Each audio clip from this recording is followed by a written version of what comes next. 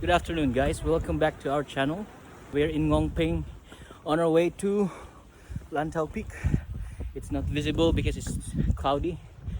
Wind is a bit rough and we're expecting a challenging hike because of the poor visibility. So see you.